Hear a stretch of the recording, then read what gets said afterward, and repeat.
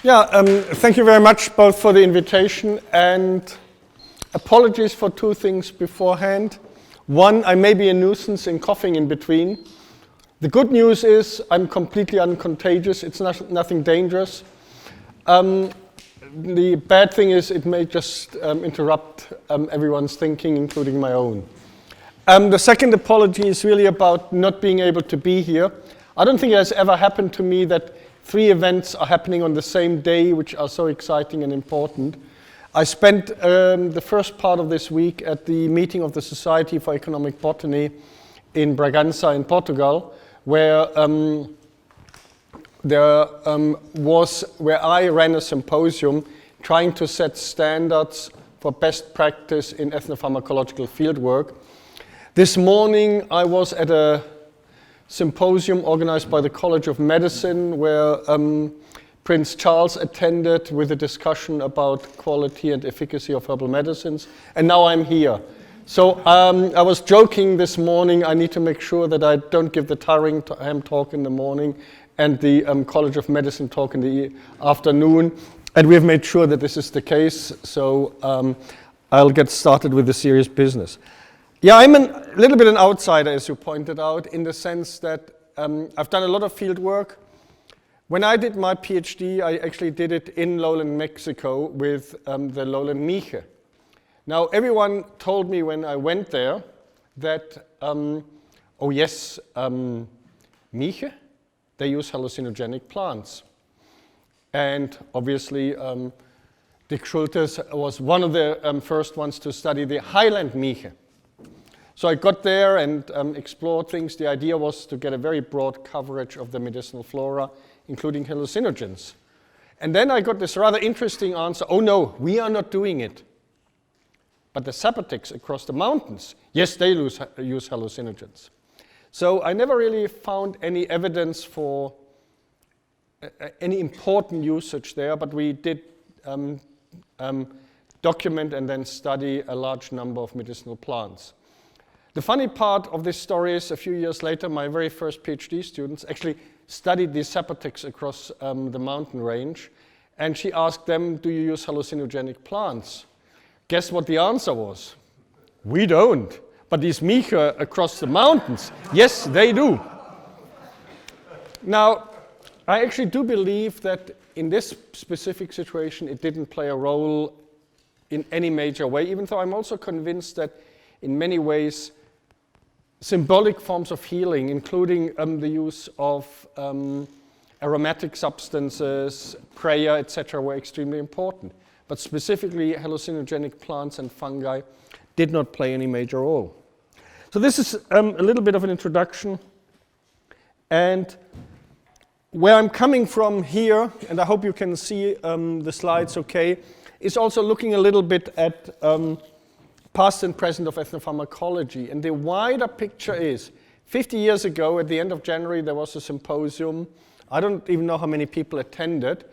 And it gave the name to a discipline, which I hope I will be able to show you today, has taken on something quite different, quite dynamic, very important in many countries, even though it may be on another name. But it's also, I think, very much a child of a certain time. And that's what I try to highlight here. I studied in Detroit. Well, the Detroit riots more or less happened at the same time. I don't have to go through all the other examples I have put here, but obviously what you will be most interested in today is that it was the birth of a new term in the sense that Ephron and colleagues defined this concept of ethnopharmacology, specifically focusing on the use of psychoactive medicines or drugs. 50 years on, I do have to say one little thing. This is the Ángel de la Independencia in the Distrito Federal of Mexico, illuminated in green because of climate change and because of decisions of one person with his supporters in the White House. What I want to highlight with this, without going into more detail, that we have reached a society where we have huge problems, and I think we must look at these issues and their connectivities, how they actually link together. And so I've just used the Angel of the Independence as an example. Now I've been asked to speak about mostly one specific species, and I will focus on this a little bit. But for those of you who don't know the Mexican ethnopharmacology, very often people say there are some major written records. The Arabic, some Indian ones, some Chinese one, and European. The Aztec records, and with this, the Mexican records, are very often forgotten. The body of knowledge is very limited, but there are some very interesting and important sources. There's the famous Codex Cuspadianus, which doesn't really contain anything specific on hallucinogens. And there are other codices which include hallucinogenic mushrooms and other species. So, in fact, we have a little bit of an understanding of what really was used, even though it's just a tiny snapshot on a much more complex situation. One of the plants which you don't find in these codices, at least not identified, is the one in the middle, and this is Salvia divinorum, the hallucinogenic sage. Now, I don't need to introduce it here as a plant, but what I want to introduce is, and bring it back into the discussion about hallucinogens, is the history of its discovery. It was first described by it being used by the Mazatecs in northeast Oaxaca, in Mexico, of course. And it has a relatively wide range of uses, not only as a hallucinogen, but also some other one. So, for example, panzón de arrego, or swollen belly, which is linked to the curse by a witch. In 1961, during Warson's second visit to Mexico, he and Albert Hoffmann participated in one of these Salvia divinorum rituals. So they were actually the first Western academics who did participate in an Salvia divinorum ceremony. One of the amazing things about this species, which makes it very different from the other ones, is that the taxonomic and systematic description actually followed the discovery of its use and the plant. So it's a plant which was discovered based on its usage. And this was done by Epling and Khativa in 1962. That was, I think, the great discovery in botany. The great discovery in chemistry has a somewhat more complicated history in the sense that, first of all, some compounds were isolated, and most importantly, one which was either called divinorin A or salvinorine A by Ortega and colleagues and Valdez and colleagues, respectively. They were, this compound was identified and not really described in any psychoactive context. It is one of the main compounds, and we'll come back to this in a moment. Just 2 years later, it was identified as a very specific kappa opioid receptor agonist, and as such, having a very unique mechanism of action. Now, I'm not a pharmacologist or not a neuropharmacologist. There are people who have a much better understanding of it, but it's certainly this specificity of action and the chemical uniqueness of this being a diterpene makes this a very exciting discovery.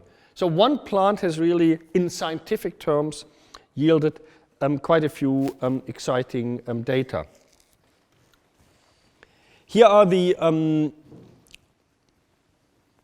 is the compound and the region where it is from in Mexico, in Oaxaca. Now, you will ask, what has really come out of it in commercial terms? And in a nutshell, I think it's fair to say surprisingly little. I will come back to what is happening with Salvia divinorum today, but in terms of any new substances or anything which is protected and has yielded new products, it didn't really go forward. This is a list of patents which involve Salvia divinorum, and what you see here is that, well, let's start with it this way. The compound was known and was published. Therefore, the compound can no longer be protected. As such, from an industrial perspective, this made the compound very unattractive.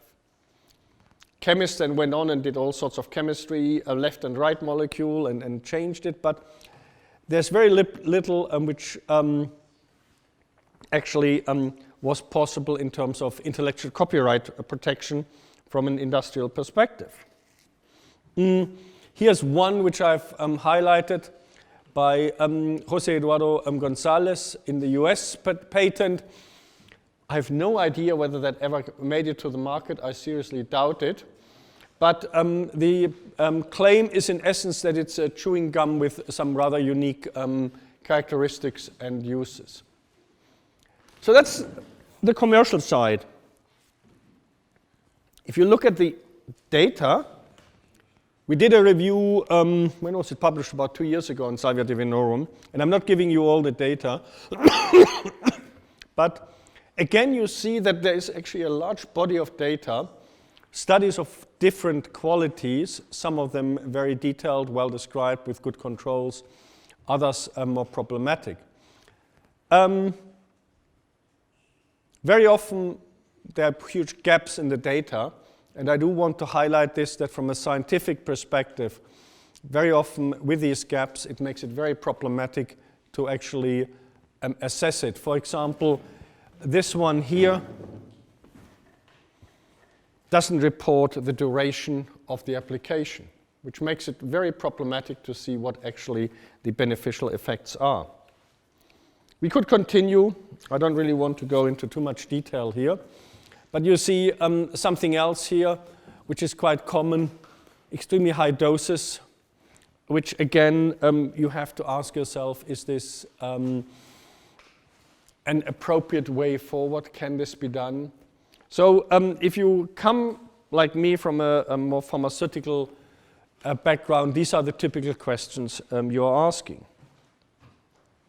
But that's the one side, the pharmacology. I'm now moving to another side, and this is, in fact, I think, the more exciting and important part in this discussion. Ivan Kesselman, who is a co-author of this presentation, he did a study at the start, or when YouTube was still young and not so innocent, but let's say less managed. And he looked at 100 user experiences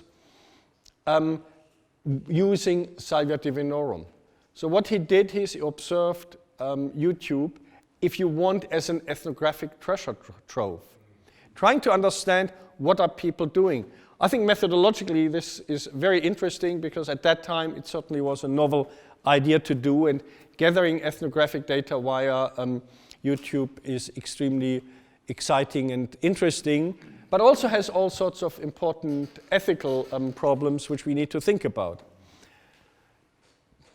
A take-home message from these has been that, in fact, overall the experience of those users on YouTube has been very positive. 65%, 65 that is, had in essence a positive experience. A very small number were classified as having a negative experience, and about 23 what was classified as neutral. So what I want you to tell you with this is, it's a substance which obviously in a very positive way has attracted the attention of many people, and they used it, let's call it positively. Linked to this is obviously something else. And this is, what are we, Westerners so to speak, doing with Salvia divinorum compared to the traditional use with the Mazatex. And what you see here is a simple comparison of the uses in the traditional Mazatec context compared to what is happening today, let's say on Camden Market. It doesn't have to be Camden, it can also be San Francisco or Munich or whatever you want, wherever you can get it. And I think there are lots of important lessons to be learned. One of the important things which is happening is that, for example, these Salvia divinorum leaves are fortified. What does fortified mean? You extract a relatively large amount of plant material with acetone, then try to separate out as much salvinorine, or actually diterpenoids, as possible, and then drip this acetone on the dried leaves, and then you sell this as fortified Salvia divinorum. So instead of a certain amount of salvinorine, which may vary with the way it is produced and everything, you have the 10, 25, or even more fold amount of terpenoids in the preparation. The same happened with cannabis, and I think it does raise some very important questions. Another important difference which I want to highlight here is that in the Mazatec context, we have a very tight sociocultural control of the usage. And that's obviously gone in the context of what we are doing here. And that always reminds me of Maria Sabina in one of her interviews, who was obviously one of the famous curanderas in the region when people were using the hallucinogenic mushrooms. And I don't have a literal transliteration, but in essence what she said is the young people who come from abroad no longer respect the little children. They no longer do the rituals which are needed. They just chew the mushrooms on the stairs of the church and then urinate behind the church. This was the summary of her critique of what was happening to the mushrooms. And I think we see this change here in a very similar way. So I hope with this little insight, I have given you some ideas of what's going on and also what's not going on with Salvia divinorum. I think from an ethnopharmacological and from a pharmacological perspective, it's an absolutely fascinating plant, and it has become a global commodity. We could talk about other issues. For example, the plant which comes or came out of Mexico is genetically actually very homogeneous. It has been propagated via cuttings. So in fact, the material is genetically very similar to the original two plants which were taken out of Mexico. Interestingly, it did not yield any new therapeutic or other agents. Some years ago, there was a big study trying to do all sorts of chemical modifications to salvinorine A, but again, I don't think it has gone anywhere. I can't see anything. And this is certainly linked, among other things, to the simple fact that if I would be in industry, I would not be interested because a patent protection is much more complicated if A, the compound is known and the main activity is known. So it's not a novel use in the sense of a patentable use. And then just to highlight this development, the globalization of a product, this is something which I will be coming back to in the next few slides. Now, the 1967 symposium was on psychoactive substances. Ethnopharmacology today, as I will show you in a moment, is covering all sorts of activities, all sorts of topics. And this is what you mentioned, that's basically what we have in the book which we edited. We have a total of about 37 chapters and about 80 co-authors. Now, one of the big shortcomings from your perspective is there's not a chapter on psychoactive plants. Very bad of us, but I'll justify it in a moment. So what is happening there? I think if you look today, you have some common things which are coming together. As you said, I'm technically the head of pharmacognosy at the School of Pharmacy at UCL. This is the study of plant-derived medicines. And we have sort of two activities. One is the focus on drug discovery, what I highlighted. But I think much more importantly, we are also looking at the quality of all the products which are on the market. Ethnopharmacology and ethnobotany brings in something quite novel and something, I think, very exciting. It brings in this direct contact with people who make use of something or who made use of something. This is nothing new. I'm not going to go into detail in this example. I'm using it to highlight that the need for an interdisciplinary collaboration is actually nothing new. And this is actually interdisciplinary, international, intercontinental, and whatever else you want, inter. Alexander von Humboldt and others observed the use of curare, tuber curare and other forms of curare.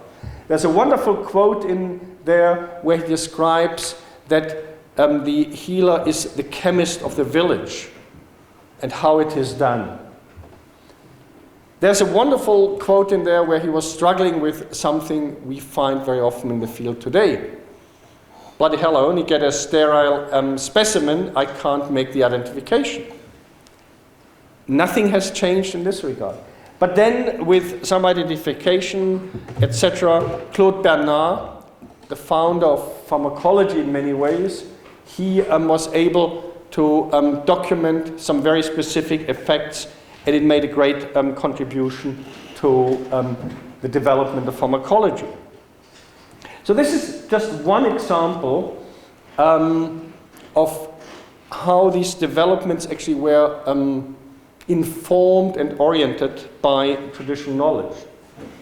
Don't worry about the chemistry if you're not interested in it, just ignore the thing on the top right-hand corner.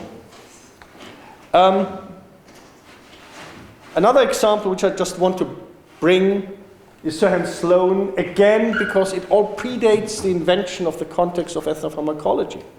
But what he was doing is producing some sort of a milk chocolate, liquid. And Sir Hans Sloane's milk chocolate is one of the famous ones which was developed and obviously again was developed on the basis of traditional Mexican and Central American knowledge. So we actually owe a lot to such traditional knowledge systems. And that very logically brings us to the next question. Now, I'll do a very little experiment here, and I'll ask for 3 volunteers to tell me what is ethnopharmacology. In one sentence. Who wants to start? Well, I think the formal definition is interdisciplinary scientific investigation of biologically active substances used or observed by humans in a traditional context. Thank you. Another proposal. Great. Do we want another one? Or are we happy with this one? Straight from balls. Okay, right. Right. I know where it comes from.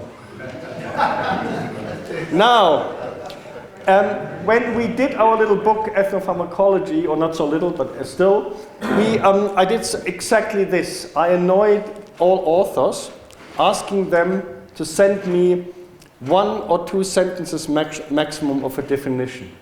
I'm not going to read it to you. I'll just leave it. But I have highlighted a few aspects here. You made that point. Bertrand Gratz, a medical doctor from Switzerland, he highlighted this issue of other people. Now, I'm just involved in a study where somebody's actually looking at her own culture and what people use there. It still is ethnopharmacology. Then we have Jose Prieto with a very detailed description. We continue here. The bioactive substances come up in definitions from some colleagues from Hong Kong. Now, Marco Leonti has taken a very different approach, an Italian ethnopharmacologist, as a transdisciplinary medical self-reflection, trying to find a consensus between the emic and the ethic. Do you all know what emic and ethic is? It's an anthropological concept where, in essence, it's about the own perspective and the foreign perspective. Robert Bay and Edelmira Linares, two botanists from Mexico, argue that it's much more about interactions and relationship between humans and biological organisms. And then they focus on something else which has not come in, the well-being of humans over social and geographic spaces. Some more. Anna Jäger and myself. I like Anna's point. Ethnopharmacology is a strange word. And I think in the context of this symposium, this is very useful to think about. And then the best one from my point of view, the one I really like, is Graham Jones, a natural product chemist from Australia. Ethnopharmacology constitutes a respectful marriage between modern science and ancient wisdom, with much to be gained in both directions. It takes away the science bit and it highlights, I think, something really very interesting. So let's look at some points which I think are interesting as sort of the closing part of this exciting symposium. I've asked, I'm involved as the reviews editor of the Journal of Ethnopharmacology, so I tried to get the data there. As of 3 weeks ago, the journal had published about 9,700 articles since its start in 1979. So let's call it 10,000. That's a huge number of publications. You also see the tremendous increase. You know, from 23 in 79 to about 650 in the last few years. What you also see is that there is a certain, there's a bit of a variation, but there is, in the end, if I normalize these data, it's quite a dramatic increase in the last, I would say, 15 years. I think it's fair to say that until about the mid-90s, it was a relatively obscure area. And then things have changed quite dramatically, especially in the last 10 years or so. Here comes another point for us to consider. I've done a very simple experiment, or not experiment, analysis. I have gone into Medline and asked simply generated a complete list of all entries which either say ethnopharmacology or traditional medicine. Then I checked how many of these only say ethnopharmacology. We only have 11,600. Now, the point here is that not everything may be classed as this, so all these classifications are wobbly. But what's important is, then I systematically looked at what are the main areas actually covered under ethnopharmacology. The top one is antioxidant activity. Antioxidant activity very much linked to research in the food and cosmetic area. The next one is inflammation, inflammatory conditions. The next one is cancer. Then we have infections of various forms. Then we have food as such. Then, very important, diabetes. Now, there is an ongoing argument whether traditional medicine as a tradition actually would cover diabetes, because it's strictly a disease which is diagnosed biomedically. So, but in ethnopharmacology, it plays a key role. We continue. And here it comes, psychoactives, CNS, etc., are a very small part of all this. That brings me back to my earlier point. When we invited colleagues to contribute to these chapters, hallucinogens fell off simply because there is very little which actually has been done. It's mentioned in the historical part, it's mentioned in some of the methods part, but it certainly is something which currently is not as relevant as it should be, but I think there are many reasons for this. I didn't bring an analysis country-wise, but the other big point you need to make here, I would say 70% of all studies published currently in ethnopharmacology come from the BRIC and MINT countries. Most importantly, India, China, to some degree Malaysia, Indonesia, etc., Thailand, and then outside of Asia, especially Brazil, South Africa, etc.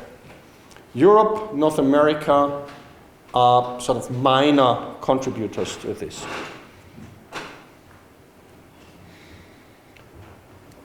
So, let me come to another important point we need to consider here. And that is, I think, with this development in ethnopharmacology, we must make sure that we tackle the big problems globally.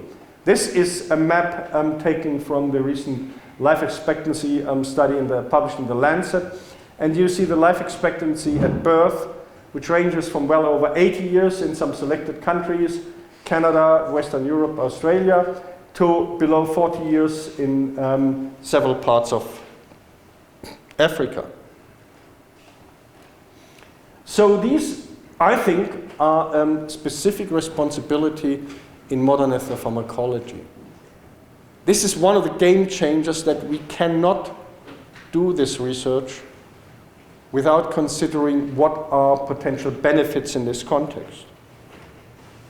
So the health situation and what we address is very different. Today in the morning at the College of Medicine at the Barber Surgeon Hall, one of the points was that obviously in this country, a key interest is to reduce the stress on the NHS, to increase wellness, activity, etc. So all these activities on medicinal plants and ethnopharmacology need to contribute to this.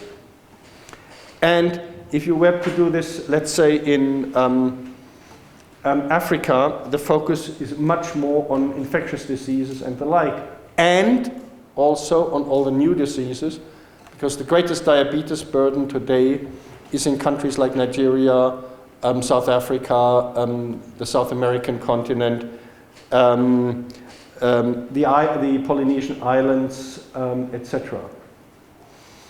And that brings me to the next large part of this presentation. We talked about these interconnectivities, and I want to bring them back here in a different way. This is a map highlighting the biodiversity. A moment ago we spoke about, or we had a presentation focusing on the Amazon, and it's obviously one of the biodiversity hotspots, and I know Glenn has been very active there. We have hotspots in parts of Southeast Asia and in Africa, of course, and then an important one in the border region between Mexico and Central American countries like Guatemala. We have some minor ones in Europe, including the Mediterranean, but I don't want to really dwell on this. What I want to highlight is this. What I've done here is I have looked at where actually the main areas of use are. So the red circles are the biodiversity hotspots. Somehow they have shifted, they look different. I don't know what's happening there, but that sometimes happens. It all has moved a little bit the wrong way. Apologies. But what you see in essence, and if I can move myself, yeah, the hotspots of biocultural diversity do not overlap with the hotspots where these products are used as a commodity, where they are consumed. The big areas of consumption are in Western Europe, in China very importantly, but mostly northern China, and in North America, plus Australia.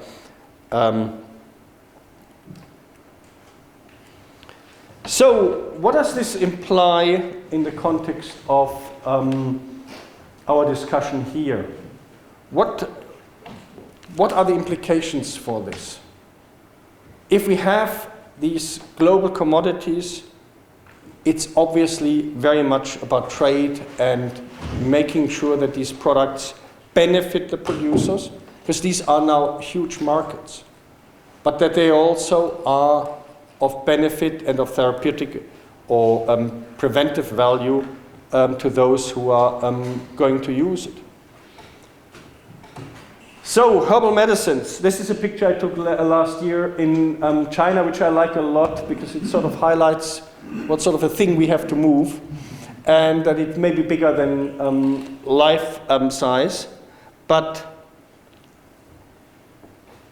the shift we have seen in these 50 years is one where initially people had a considerable amount of control over things they were doing, to one where these are becoming global commodities.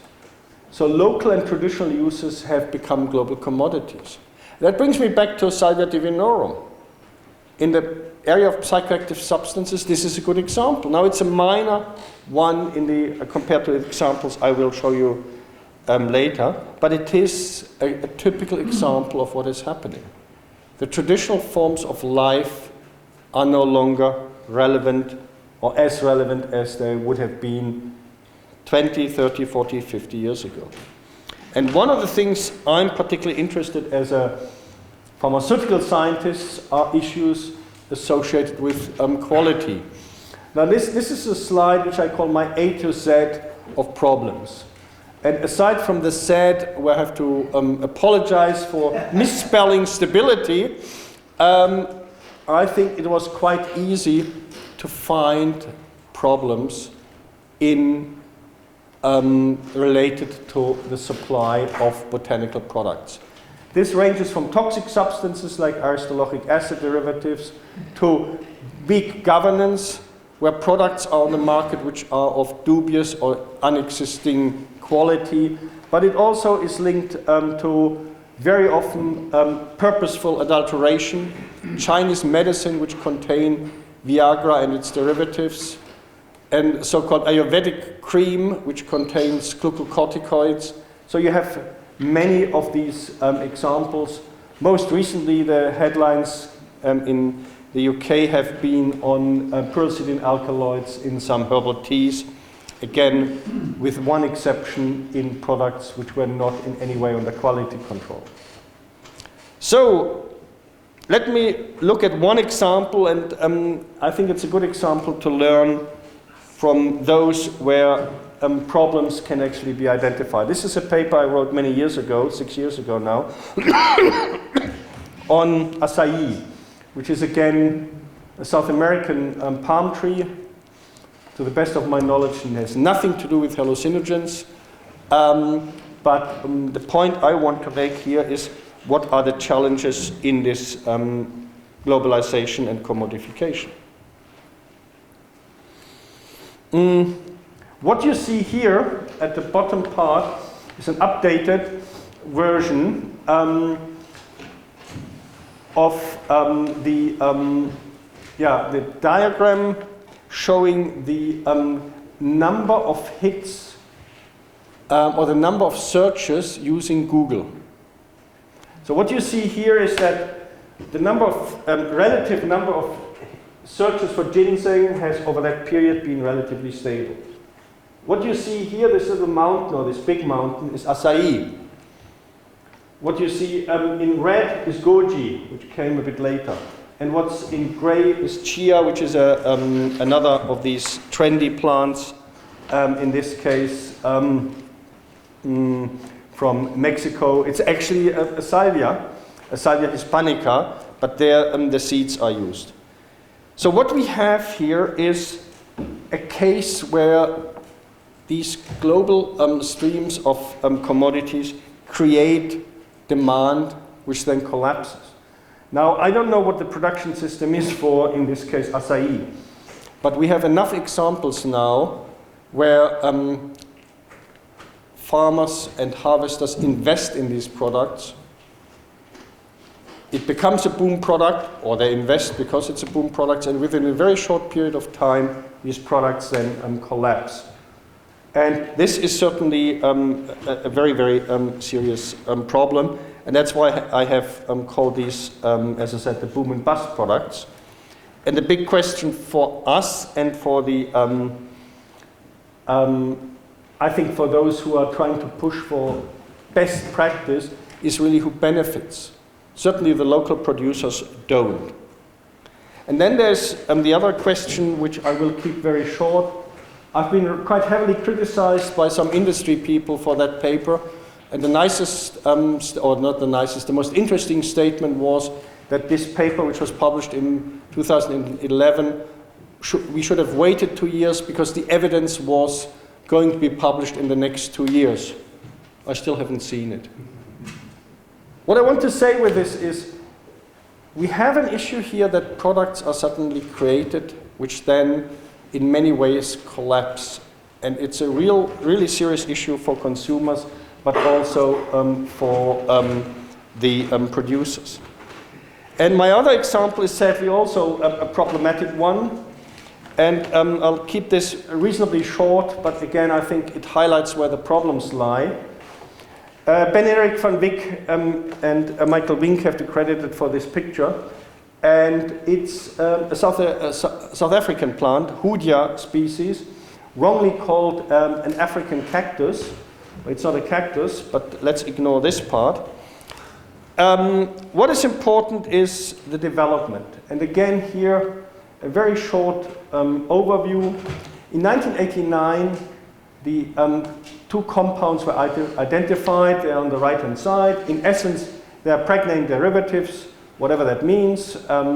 But what it actually already tells us is that it will have an effect on the smooth muscles.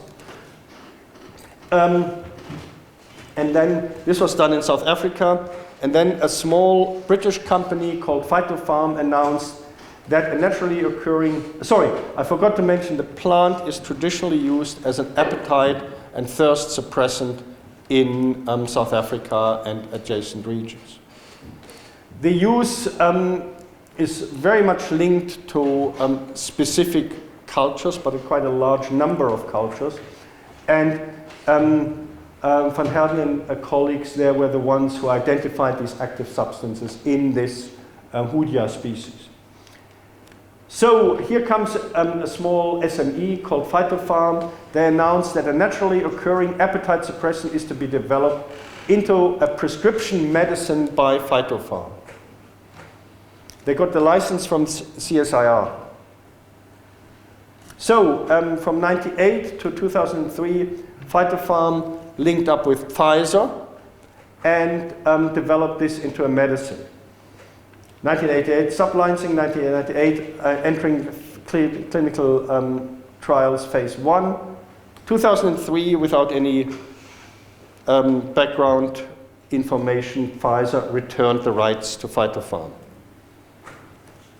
Up to this stage, no agreement was in place to guarantee the benefit of the local populations. It was finally signed 2003. So what happened 2004? Phytopharm entered into an agreement with a company called Unilever. Do you know what Unilever does in terms of medicine development? Nothing. They are in the business of food. So it jumped from a medical development into a food supplement development. And then in 2008, this very dry statement, data suggests using the extract would not meet our safety and efficacy standards. Now, if you look at the chemistry and if you look at the family it belongs to, cardiovascular effects and effects on the smooth muscles in general are very likely. This is a typical effect of the preclinical glycosides. So for about 10 years, people were developing something pushed by a lot of venture capital without any proper assessment of the safety of these products and the sustainable production of a desert plant. Yeah, what's the situation today? It's actually quite depressing. You get these wonderful things on the market, and buy one, get one free, so the usual things, and it's one of the really problematic problems. I don't know why this thing has shifted now, but apologies. The title is now at the bottom. But we can move to this gentleman, which I find extremely interesting. This is what you find and don't find on the internet. And it's a user report, so you can see what wonderful effects Hoodia has. And if you look closely, one of the other interesting facts is this thing must have depilation effects. The guy on the right has lost all his hairs. I don't know what happened there, but it obviously has a rather dramatic effect. The message here is very simple.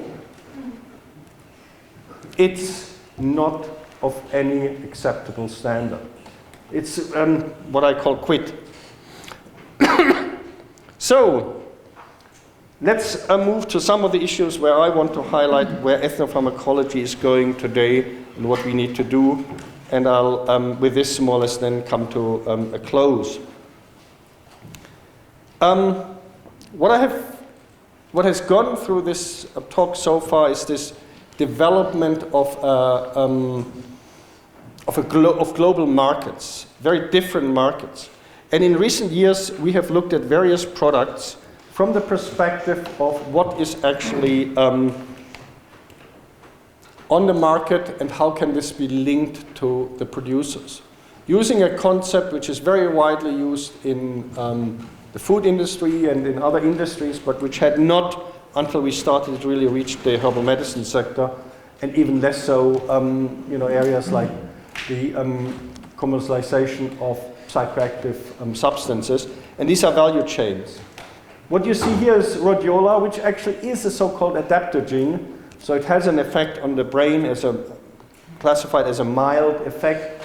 And it is registered in the UK, meaning that it's quality and safety controlled for the treatment of stress-induced fatigue, exhaustion, and anxiety, and is also in many countries used quite widely as a sports supplement. For example, it seems that the Welsh rugby team had been using it, but at one point they found out that what they're using obviously was not the real stuff. And we'll come back to this in our discussion. What are the problems in these global trade networks? Here's one of them, and unfortunately it's rather small. But what you see here are the different species, some of the different species, which potentially may enter the market. So instead of the rhodiola species which you expect, which is the Russian, Northern European, and North American species, which you also find in some parts of China, you in fact find other species. Most importantly, you find species which come from China. So, for example, in China, Rhodiola crenulata, which is highlighted in blue there, is the main species collected and used. Again, we have issues with what is actually accepted and what not. What you see here is simply an analysis of the different pharmacopoeias as they are, what they are using. And you see that the Chinese pharmacopoeia, for example, stands out as only accepting Rhodiola crenulata, while, for example, all the other pharmacopoeias only use rosewood and the Northern European and Asian one, Rhodiola rosea. Some use the root and add to it in brackets rhizome, etc. So there are all sorts of issues, and from our perspective, there are huge problems, because obviously, quite simply, if you use the wrong plant part, you will have a problem in terms of that you don't get the effects you expect. We did all sorts of analyses. I don't really want to go into it. What you see here is, in a nutshell, that very often the label claims do not match the claims, which the reality which actually is in the product. And this is the first analysis. Here you see it much better, that in fact you see all sorts of cluster of products. This is an NMR-based metabolomic analysis. I don't want to go into detail here because it's rather technical. But what I want you to understand is that some of these products claim to be Rhodiola rosea, but they are not. in the trade, different things come in. And this is what we are trying to understand with this analysis. Maybe it's visually better to see this here. This slide is actually now used by quite a few colleagues to highlight the problem. All these are labeled as rhodiola products. These 8 or whatever it is. These are the controls. And what this is thin layer chromatography, a very simple method widely used. And if I were to tell you all these are rhodiola rosea, well, without any chemical knowledge, you would say, Michael, just go back to the lab and do it right. You did it wrong.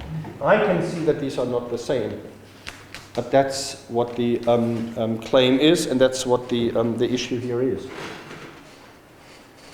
So in our study, we found that a quarter of all unregistered products did not meet any quality standards. We found that 75% of all products contained less of the lead substance than what would be expected for a registered product.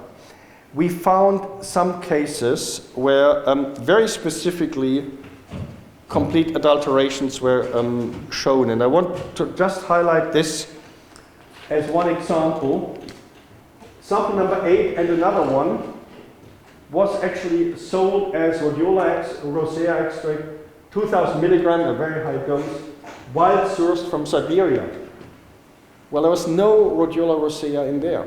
There was no rhodiola crenulata in there.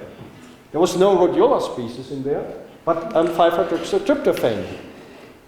So what the company simply did is it produced something cheap and cheerful and sold it as rhodiola rosea. Now, later on, in brackets, we did a study on ginkgo preparations, which was actually driven by a program run by the BBC called Trust Me, I'm a Doctor, and they didn't want rhodiola, they wanted something else. So we did the same thing for ginkgo. So we got a product from the same company labeled as ginkgo. I forgot how much ginkgo it allegedly contained. What does it contain? 5-hydroxytryptophan. So whatever you buy, it is obviously just adding a cheap ingredient. And I would say for these unregulated products, here we have some huge problems. That's why we have pushed in recent years, and that may be contentious in this context, the need to highlight better ways to manage these value chains and to regulate them. And I think that's a very important area where ethnopharmacology and where this globalization is very important, and where we need to think about what should be done in these various areas. We have identified all sorts of problems, which are the yellow ones on the right-hand side. I don't want to go into detail here. And we have highlighted how that actually can be done, in this case using one specific regulatory scheme. But I think we need really to think about the simple fact that 50 years ago, something like Salvia divinorum would have been used in one community. The people knew what they were doing. Today we have situations where people, without necessarily sufficient experience or with a specific idea to make the quick buck, are selling things, are consuming things which potentially are highly problematic. So, back to my young lady and my final slide. 1967. I read Efron's book many years ago, and I only have a photocopy, still old-fashioned photocopies, of some chapters, but it was very much part of a scientific exploration and was an element of the counterculture. Riviere and Brun, which is another definition, 1979, called it a multidisciplinary area of research concerned with the observation, description, and experimental investigation of indigenous drugs and their biological origin. 2017, we have the Nagoya Protocol, many other things. Traditional medicine has now been incorporated into the International Classification of Diseases, ICD-11. Now, interestingly, the main ones formally included are called TCM and Campo medicine. But we now have this. So ethnopharmacology has been transformed. Now, if you're an anthropologist, you have read Foucault, Michel Foucault, and he has come up with this concept of biopower. And this is a set of mechanisms through which the basic biological features of the human species became the object of a political strategy. And I think in the context of this symposium, I really want to ask this, is this happening and how do we react to it? A few days ago, I was actually the internal examiner for a very interesting PhD thesis, and I want to just highlight this as an example.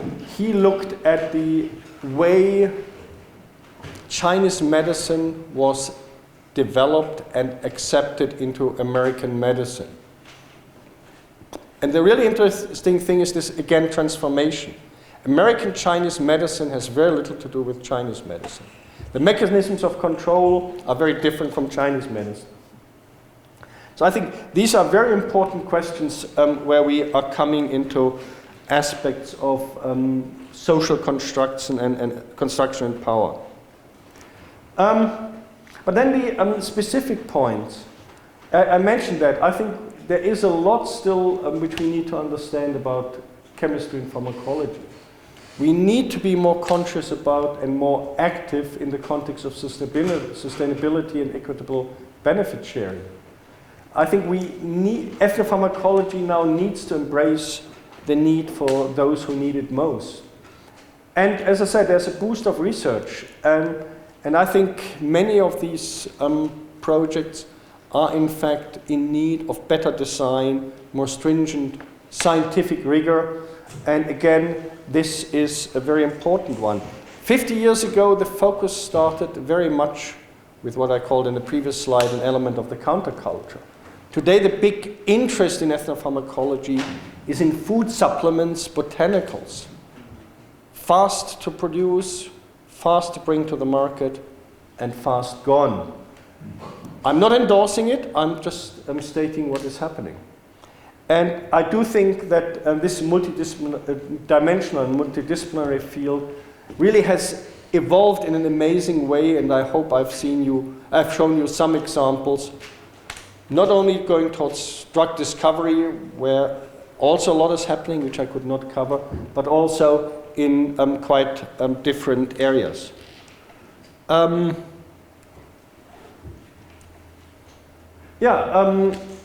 Thank you very much again to you for this really exciting invitation. A shame that I couldn't be here the whole time. These are some of the people who contributed to it. Most importantly, I want to highlight Tony Bucher, who is now a senior lecturer at Westminster University in traditional Chinese medicine, but still continues with us as a part-time postdoc, and all sorts of other people. We've also had a lot of help from someone with an expert in family economies, Deborah Johnson on the right-hand side, and some industry people who are doing all the analytical, or who are basically selling all the analytical equipment. This is a allegedly 5,000-year-old group of olive trees, and we have a long time to go before we can celebrate 5,000 years of ethnopharmacology. But I hope I've shown you some examples of what has happened since this amazing symposium 50 years ago. Thank you very much.